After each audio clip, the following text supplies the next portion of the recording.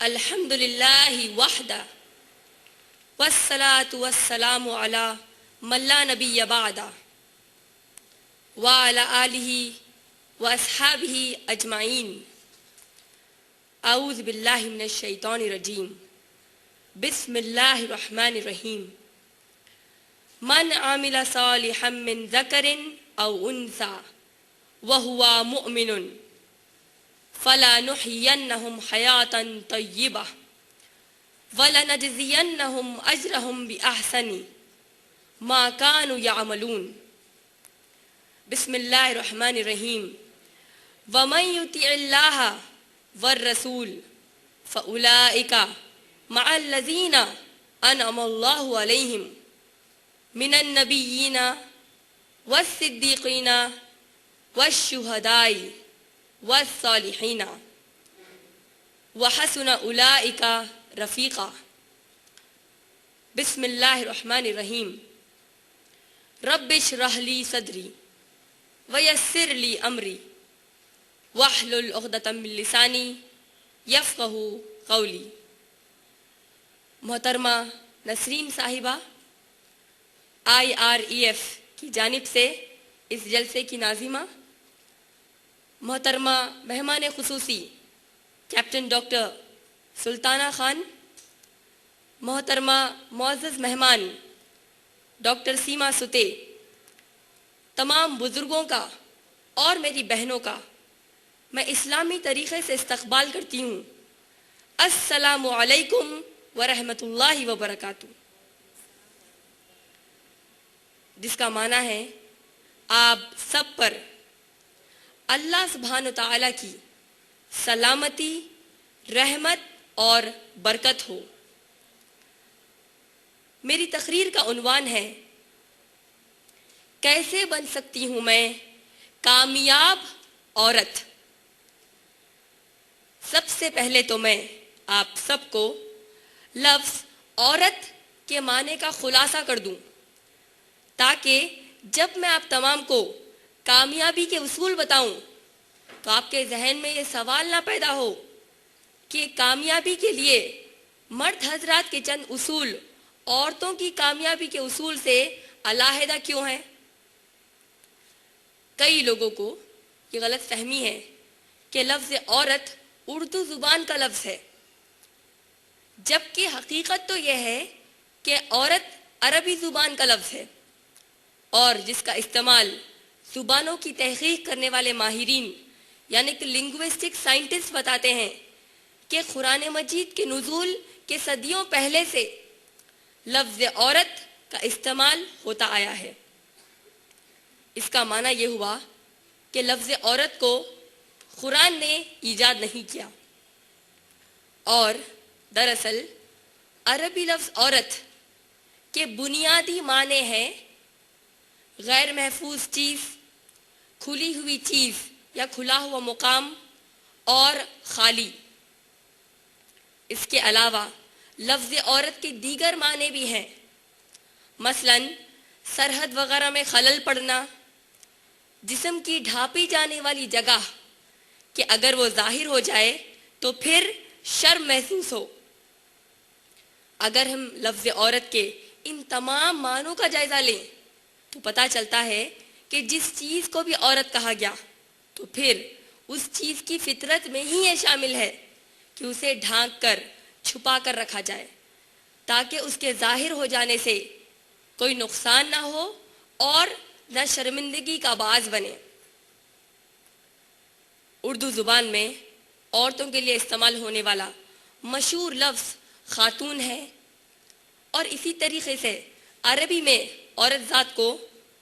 मरअतुन, इमराअतुन और निसा कहा गया। तो लिहाजा मैं मेरे सामियात और नाज़िरात से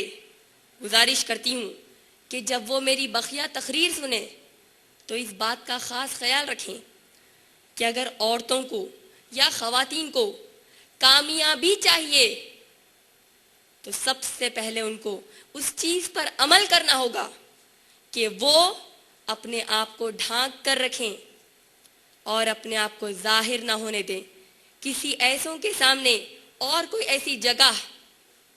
کہ جس کی وجہ سے خود انہیں شرمندہ ہونا پڑے، یا ان کے اپنے ان کی وجہ سے شرمندہ ہو، یا سارا معاشرہ بے شرم ہو جائے۔ اور تو اور ان سب سے بھی بڑھ کر یہ کہ اللہ اور رسول صلی اللہ علیہ وسلم کی نافرمانی اور ناراضگی ہم عورتوں کی دیگر کامیابیوں کا ذریعہ بنے۔ جس طرح انگریزی زبان میں عورت کو فیئر سیکس بھی کہا جاتا ہے اور اردو میں صنف نازک بھی کہتے ہیں، اسی طریقے سے عربی زبان میں، عربک لینگویج میں عورت کو مرأتن اور امرأتن کہا گیا، جس کا معنی ہے کوئی لبھانے والی چیز یا ایسی چیز جس سے دل کو تسلی ملے۔ عربی زبان میں عورتوں کو نساء بھی کہا گیا، جس کا معنی ہے پیچھے چھوڑ دی جانے والی چیز۔ عرب عورتوں کو نساء اس لیے کہتے کیونکہ یہ لوگ عورتوں کو گھروں میں چھوڑ کر میدان جنگ میں جاتے، وہاں دشمنوں سے لڑتے اور پوری کوشش کرتے کہ چاہے خود کی جان چلی جائے تو پرواہ نہیں، لیکن دشمن ان کی عورتوں تک آ کر ان کو کوئی نقصان نہ پہنچائے۔ تو گویا عورت کو نساء اس لیے نہیں کہا گیا کہ اسے کوئی ڈیگریڈڈ چیز یا گری ہوئی نظر سے دیکھا جا رہا ہے، بلکہ نساء اس لیے کہا گیا، پیچھے اس لیے چھوڑا گیا تاکہ خود سامنے رہ کر پیچھے والی چیز کی حفاظت کی جائے۔ اب آئیے دیکھتے ہیں کہ کامیابی سے مراد کیا ہے۔ اگر ہم عربی زبان کا جائزہ لیں تو عربی زبان میں اکثر کامیابی کے لیے فتحن اور فلاحن کے الفاظ کا استعمال ہوا، اور اگر ہم قرآن مجید کا جائزہ لیں گے تو قرآن مجید میں بھی اکثر فتحن اور فلاحن کے لفظ کا استعمال ہوا کامیابی کے لیے۔ لیکن ایک خاص بات جو غور کرنے کے قابل ہے وہ یہ ہے کہ جب کبھی اللہ سبحانہ تعالیٰ نے قرآن مجید میں فتحن کا لفظ استعمال کیا تو اس سے مراد دنیاوی کامیابی ہے، اور جب کبھی اللہ سبحانہ تعالیٰ نے فلاحن کا لفظ استعمال کیا تو وہ آخرت کی کامیابی ہے۔ اس کا معنی یہ ہوا کہ جب کبھی ہم قرآن مجید میں فلاحن کے لفظ والی آیات پڑھتے ہیں تو معلوم ہوتا ہے کہ اسلامی تعلیمات کی بنیاد پر ہم اگر عمل کریں گے تو اللہ سبحانہ تعالیٰ ہم کو آخرت میں کامیابی کا وعدہ کرتا ہے۔ مثلا توحید کا عمل، رسول کی اتباع، معروف پر ابھارنا، منکر سے رکانا، نماز پڑھنا، روزے رکھنا، حج کرنا، یہ سب ہمارے جو اعمال ہے اس کی ادائیگی اگر ہم کریں گے تو اللہ سبحانہ تعالیٰ ہم کو آخرت میں کامیاب ہونے کا وعدہ کرتے ہیں۔ لیکن میں آپ سب کو سب سے پہلے یہ واضح کرنا چاہتی ہوں میری تقریر کو آگے بڑھانے سے پہلے کہ آج کی میری اس تقریر میں آپ کو فلاحن کی کامیابی یعنی آخرت کی کامیابی کی طرف زیادہ توجہ اور یاد دہانی کر دوں گی، نصیحت کر دوں گی، نہ کہ فتحن والی دنیاوی کامیابی کے۔ مجھے بڑا تعجب ہوتا ہے اور اس سے کئی گنا زیادہ افسوس ہوتا ہے کہ جب کبھی ہمارے ذہنوں میں کامیابی کا تصور آتا ہے تو ہمارے ذہنوں میں صرف فتحن والی کامیابی رہتی ہے، یعنی دنیاوی کامیابی رہتی ہے، اور آخرت کی کامیابی کا تصور ہی نہیں رہتا، جس کی وجہ سے ہم دیکھتے ہیں کہ لوگ بڑی آسانی سے دنیا میں نام، دنیا میں پیسہ، دنیا میں شہرت کے خاطر اللہ اور رسول صلی اللہ علیہ وسلم کی اطاعت کو چھوڑ کر اللہ کی پسند ناپسند، اللہ کی رضا اور ناراضگی کا لحاظ کیے بغیر اپنے دین اور اپنے ایمان کو فراموش کر دیتے ہیں۔